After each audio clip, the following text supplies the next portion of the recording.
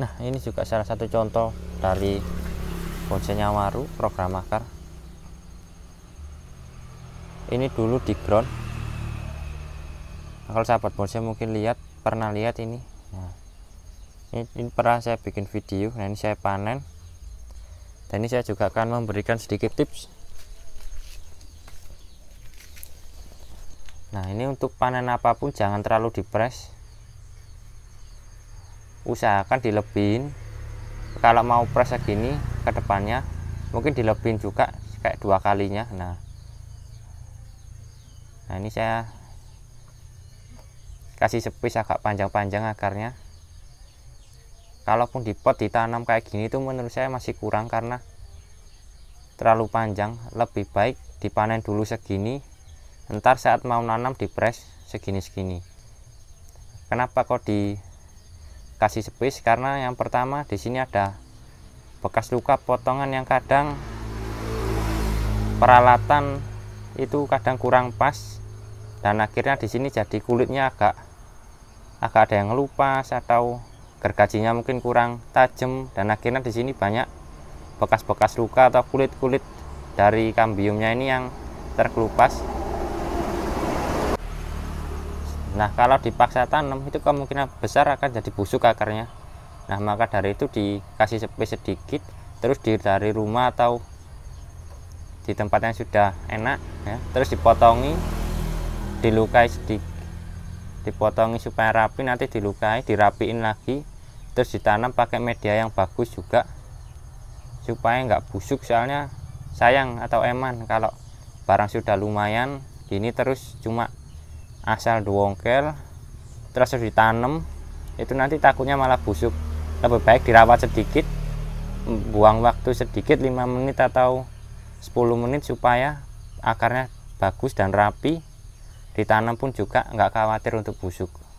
Nah, ini peralatannya cuma pakai kerekut dan gunting. Jangan lupa harus tajam, kalau nggak tajam kadang bahaya.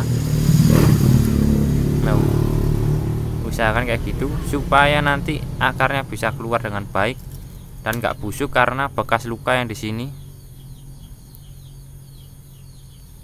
Maksudnya bekas luka itu kadang kan saat dipotong kan peralatannya kurang tajam, dan akhirnya di sini kulitnya atau kambiumnya ini terkelupas, nggak nempel sama ini. Nah, itu bahaya. Itu juga sangat beresiko tinggi untuk busuk. Nah, biasanya saya pakai kerekut yang soalnya agak tajam punya saya. Kalau saya pakai gunting yang buat dogel kadang kurang. Nah, kayak gini. Nah, ini juga bahaya kalau nggak sampai lepas.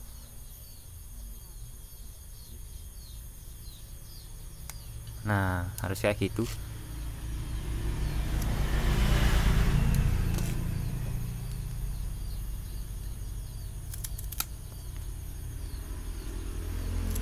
Ya memang kelihatannya sepele, tapi kalau sampai busuk kan sayang, eman. Sudah program lama-lama. Nah, jadinya kayak gini, sudah agak rapi. Kalau ini mau di pot keramik juga bisa, di pot biasa juga bisa, tapi kalau pot keramik menurut saya agak harus double pot, soalnya ini kan masih bahan. Memang akarnya sudah lumayan, sudah finish untuk pecah-pecah batang nutupnya ini. Cuma kalau untuk perantingannya ini kan masih butuh waktu lagi. Kalau mau di pot keramik ini harus double pot, kadang juga membutuhkan waktu lama. Tapi kalau di pot agak besar itu cukup sih menurut saya untuk buat perantingannya atasnya aja. Jadi untuk medianya sendiri saya percayakan dengan pasir Malang.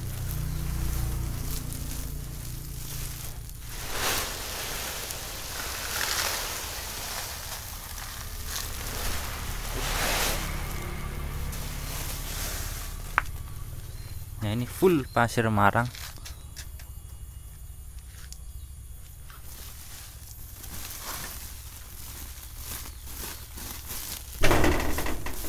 Ini agak kelebihan sedikit, jadi saya kurangi.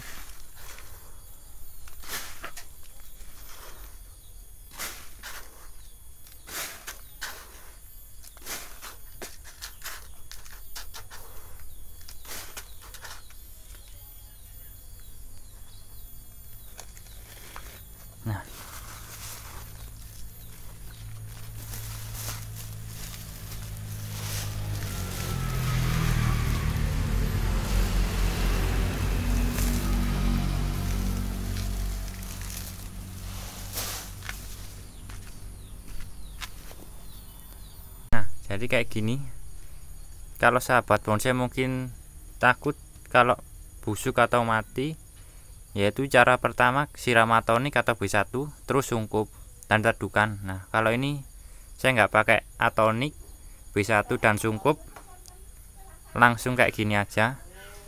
Kalau mati sih menurut saya kecil kemungkinannya. Kalau busuk mungkin masih ada 20% atau 10%. Ya tapi saya pasrahin aja sama medianya full pasir malang, karena pengalaman saya masih aman. Nah ini tinggal diteduhin aja kalau kayak gini, dan jangan lupa disiram. Nah, assalamualaikum warahmatullahi wabarakatuh. Nah kembali lagi di channel Dias Bonsai. Jadi kali ini saya mau panen. Untuk panen programan akar entah di ground atau dimanapun itu sebenarnya sama aja. Cuma di sini saya akan praktekin sedikit karena juga ada yang tanya, Bang gimana cara ngepresnya mau pindah ke pot atau pot keramik. Nah ini juga mumpung ada bahannya dan juga lahannya mau kepakai juga. Dan akhirnya saya coba videoin. Kebetulan ini juga dari biji dan ini juga agak susah, nggak kayak programan yang memang langsung akarnya. Ini di dalamnya ada akar tunjangnya, jadi kurang lebihnya nanti harus motong yang dalamnya. Nah ini cuma pakai gunting atau gergaji.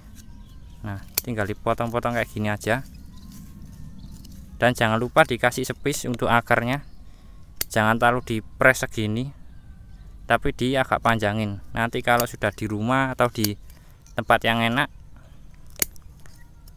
baru dipotong atau dirapiin lagi.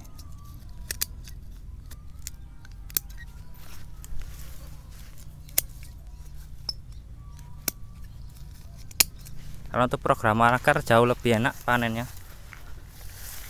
karena tinggal dipotong-potong akar-akar luar. Itu kalaupun nggak ada akar tunjangnya. Tapi kalau ada akar tunjangnya kayak gini agak makan waktu sedikit.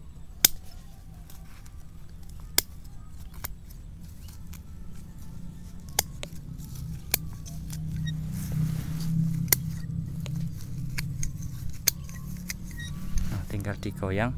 Nah ini masih ada akar tunjangnya. Nah jadinya sudah seperti ini. Ini sudah saya dongkel. Ini akar-akar bawahnya masih ada. Nah dan tetap sama, akar yang nggak kepake harus dibuang atau dipotong supaya tahu nanti pakai akar yang mana yang mau difokusin. Entah itu barangnya apa, jenisnya apa, caranya gimana, tetap sama, nggak ada yang berbeda. Cuma mungkin perlakuan yang agak berbeda. Kalau untuk jenis ini agak sensitif atau agak rewel, nah mungkin caranya aja yang harus dicari lagi, harus beda supaya mencegah supaya nggak mati ataupun busuk. Tinggal dikurangi akar. Kalau sudah dicuci akar supaya kelihatan akar-akarnya yang mana mau dikurangi dan enggak. Kalau sahabat bonsai bilang, waduh sayang bang kalau dikurangi atau dicuci akar nanti takut mati ya, itu sudah resiko. Soalnya kalau enggak dicuci ya enggak bisa tahu akar mana aja yang nantinya akan dipakai.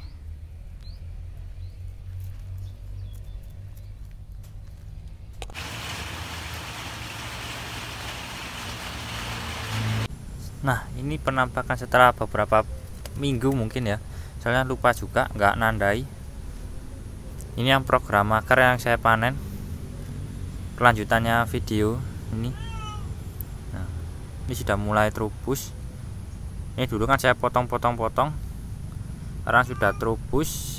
Dan ini nggak pakai perangsang akar, atonik, B1 dan lain sebagainya. Dan ini juga nggak sungkup.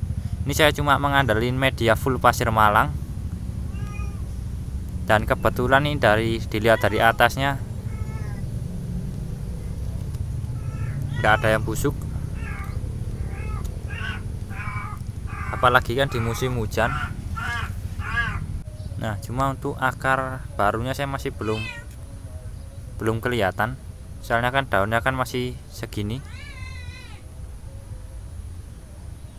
Nah, ini juga dari segi iprik, ada dua bahan, waru sama iprik. Nah, ini ipriknya sudah mulai semi, mulai keluar baru. Nah, ini pun juga sama, nggak pakai media, nggak pakai perangsang akar dan sungkup.